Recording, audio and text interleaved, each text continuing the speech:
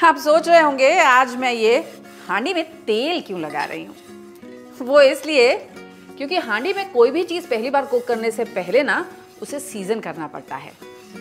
इसे रात भर पानी में सोख करके रखना होता है, फिर इसे कम से कम 1 घंटे के लिए तो आप सुखा लीजिए और उसके बाद इस पे इस तरह से ये मस्टर्ड ऑयल रब किया जाता है और इसके बाद इसे मीडियम फ्लेम पर 4 से 5 मिनट के लिए हीट किया जाता है। ऐसा हम हांडी को सीजन करने के लिए कर रहे हैं ताकि कुकिंग करते वक्त ये हांडी जो है ना वो क्रैक ना हो। अब आप पूछेंगे हांडी को सीजन क्यों कर रहे हैं, है ना? क्योंकि आज इसमें एक बहुत ही फेमस डिश बनने जा रही है। चंपारण मटन का नाम तो सुना है ना आपने? चंपारण बिहार की एक जगह है जहां की मटन करी बहुत फेमस है, लेकिन आज मैं मटन करी नहीं बना रही हूं, आज मैं बना रही हूं उसका वेजिटेरियन वर्जन, चंपारण कटहल।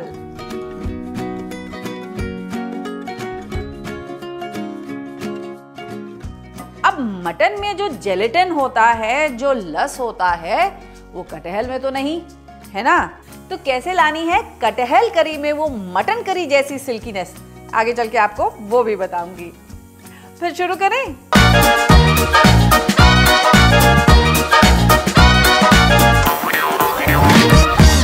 अब इस डिश का ना एक और नाम भी है, इसे वहां पर अहुना मटन करी भी कहा जाता है। देखिए ऐसा क्यों?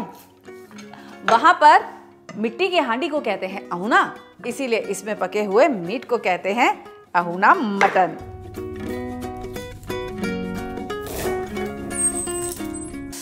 काफी तीखा प्याज है, बाप रे बाप। तो यही नोट कर लीजिए ना आप अपनी पहली टिप ऑफ द डे, जो ये कहती है कि इस प्याज की छरप से बचने के लिए ना इस कटे हुए प्याज को पहले मैं थोड़ी देर के लिए पानी में सोक कर दूंगी। ऐसा करने से इसकी जो शार्पनेस है वो थोड़ी कम हो जाएगी और फर्दर जब मैं इसे कट करूंगी ना तो ये आगे मुझे रुलाएगा नहीं। अभी तो इसने रुला दिया। वैसे अगर आपके पास कोई और नुस्खा हो ना प्याज की छरप से बचने का, तो हम सबके साथ कमेंट्स में लिखकर शेयर कीजिए ना।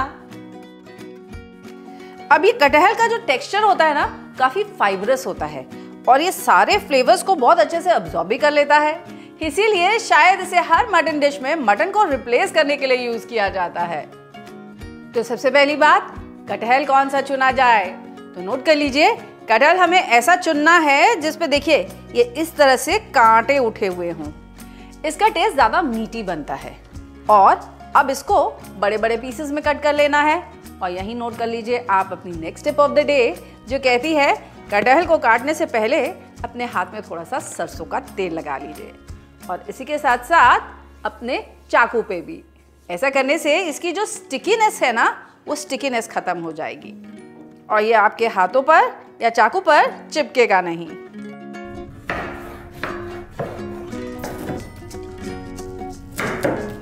अब आप नोटिस करेंगे कि क्या होगा, ये कटहल रखे रखे काला पड़ने लग जाएगा।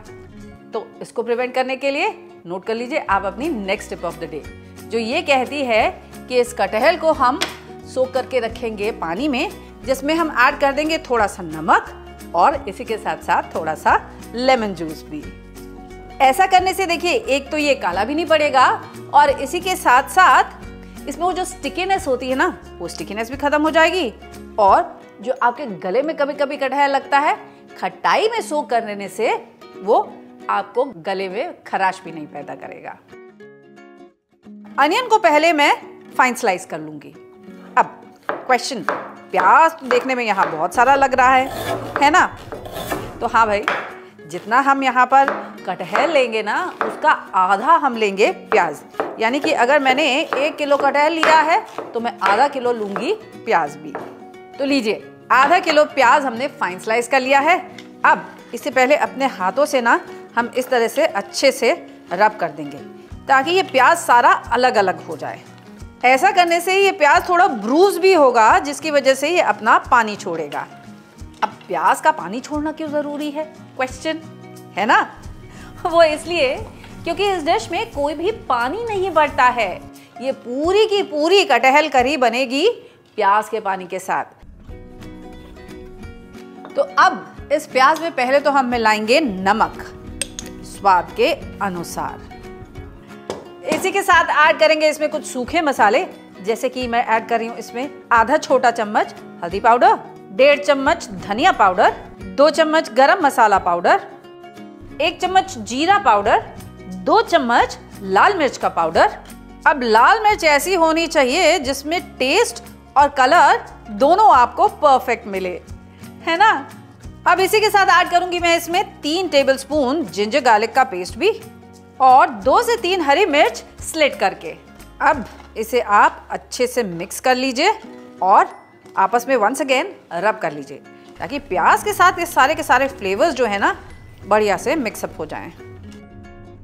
अब बारी आती है इसमें ये कटहल को मिलाने की। तो कटहल को पानी से निकालिए और प्याज के साथ ऐसे ही रब कर लेंगे जैसे प्याज और सारे स्पाइसेस को हमने आपस में रब किया। तो जैसे मैं इसमें ये कटहल मिला रही हूँ, वैसे ही आप इक्वल क्वांटिटी में इसमें मटन को भी मैरिनेट कर सकते हैं। अब याद है ना आपको, आपसे कहा था आपको एक नुस्खा बताऊंगी कि कैसे आप अपनी कटहल करी में भी वो मटन करी जैसा सिल्कीनेस जो होता है ना, उसकी जो ग्रेवी में सिल्कीनेस होती है वो ला सकते हैं, है ना। तो जल्दी से आप उसका नुस्खा नोट कर लीजिए। और उसके लिए मुझे चाहिए होगा 1 टेबलस्पून बेसन और इसी के साथ साथ 1/4 कप पानी भी। अब बस इसका एक घोल बनाएंगे और इस घोल को हम क्या करेंगे, कटहल के साथ मिक्स कर देंगे। अब होगा क्या, जब ये ग्रेवी कुक होगी तो इसी के साथ साथ ये बेसन भी कुक होगा और बेसन देगा हमारी ग्रेवी को वो सिल्कीनेस। इसको कहते हैं बेसन का आलन लगाना, जो अक्सर हम काफी सारी नॉन वेजिटेरियन डिशेस में भी करते हैं। इस चंपारण कटहल का असली स्वाद तो आता है सरसों के तेल में, और असली सरसों का तेल वही जिसमें है बढ़िया झांझ। झांझ तो जानते हैं ना आप, झांझ होता है किसी भी तेल का तीखापन, यानी कि उसकी शार्पनेस। और क्या आप जानते हैं, झांझ मेजर की जा सकती है और केवल इमामी मस्टर्ड ऑयल आपको लिखकर बताता है कि आपके सरसों के तेल में झांझ कितनी है। तो अगर आपको कम झांझ चाहिए तो चुनिए माइल्ड, अगर तीखी रुला देने वाली झांझ चाहिए तो चुनिए सुपर स्ट्रॉन्ग। और इसके लिए मैं इस्तेमाल कर रही हूं इसके स्ट्रॉन्ग वेरिएंट का। तो इसके लिए पहले 1 कप सरसों के तेल को ना मैं स्मोक पॉइंट तक हीट कर लूंगी, यानी तब तक इसे पका लूंगी जब तक कि इसमें से धुआं नहीं उठने लग जाता। तेल स्मोक पॉइंट पे भी आ चुका है, तो गैस को मैंने कर दिया है बंद। अब पहले अपने प्रिपेयर किए हुए मिट्टी के बर्तन में नीचे मैं ले लूंगी कुछ स्पाइसेस। लेकिन उससे पहले देखिए, जितना तेल मैंने इसमें लगाया था, हांडी ने वो सारा का सारा तेल जो है वो सोख लिया है। यानी अब मेरी हांडी तैयार हो चुकी है, सीजन हो चुकी है। तो इसमें लूंगी सबसे पहले मैं नीचे कुछ स्पाइसेस, जिसमें 2 तेज पत्ता, 1 टुकड़ा दालचीनी का, 2 से 3 खड़ी लाल मिर्च, 2 मोटी इलायची, कुछ दाने काली मिर्च के, और अब इस पे आधा ये गरम तेल मैं पोर कर दूंगी। और ये बाकी का जो आधा तेल है ना, ये मैं यहाँ पर इस कटहल में मिक्स कर दूंगी। अब इस तेल के साथ भी कटहल को हम अच्छे से मिक्स कर लेते हैं और फिर उसको इस हांडी में भर के हम रख देंगे। चंपारण मटन या हमारे केस में चंपारण कटहल की खासियत है ये होल गार्लिक, जो ग्रेवी के साथ ही पकता है। अब ये गार्लिक सारे मसालों का और इस पूरे फ्लेवर को अच्छे से अब्सॉर्ब कर लेता है। और यकीन मानिए, जितना मज़ा इस कटहल को खाने में आता है ना, उतना ही मज़ा इस लहसुन को खाने में भी आता है। इसीलिए अब पहले तो नीचे मैं डाल दे रही हूँ ये 2 लहसुन, और अब इसको टॉप कर दूंगी मैं सारे के सारे कटहल के साथ।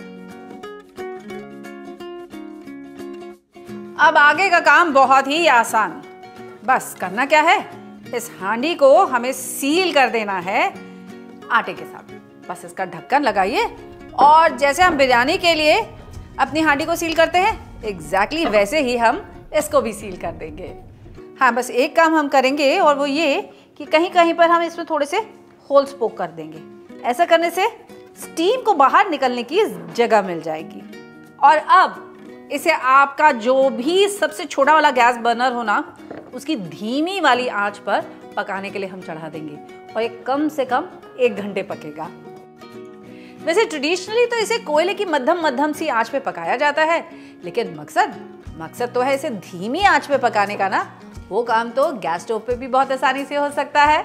अब हर 15 मिनट बाद इसे किसी कपड़े से या टिश्यू से पकड़ के उठाइएगा और थोड़ा इस तरीके से चलाइएगा। ऐसा करना इसलिए ज़रूरी है ताकि जो प्याज का पानी है या प्याज इसमें जो है वो ऊपर नीचे हो जाए और इसी के साथ साथ कटहल भी थोड़ा सा हिल-डुल जाए and as a result even cooking हो इसमें। पिछले 1 घंटे से अब ये जो मेरा कटहल है ये पक चुका है। अब पहले से आधे घंटे में ठंडा हो जाने दूंगी और उसके बाद इसे खोल के चेक करते हैं कि हमारा कटहल पका कि नहीं। आहा हा हा हा, कितनी बढ़िया खुशबू है कि मैं आपको बता नहीं सकती।